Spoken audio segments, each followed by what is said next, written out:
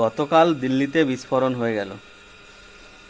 গৃহ মন্ত্রণালয় হসপিটালে গিয়ে তাদের আহতদের সাথে কথা বলছে, মানবিকতার খাতিরে সেটাকে করতেই পারে, কিন্তু গৃহ মন্ত্রণালয় সমস্ত গোয়েন্দা সংস্থা তারা কি ছেড়ে পেহেলগাঁও হামলা হয়ে গেল, কোনো আতঙ্কবাদী ধরতে পারেনি, তার আগের কোনো ইনফরমেশনই নেই তাদের কাছে।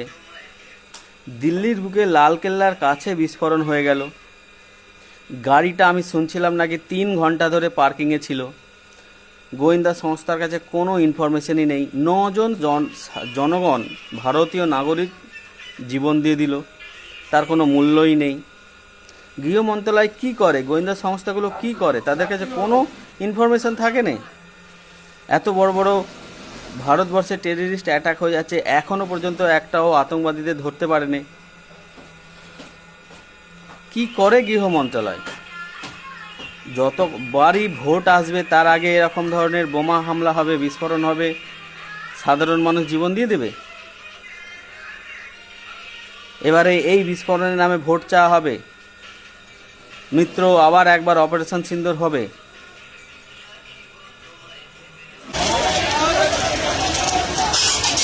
ये लाइव चांदनी चौक से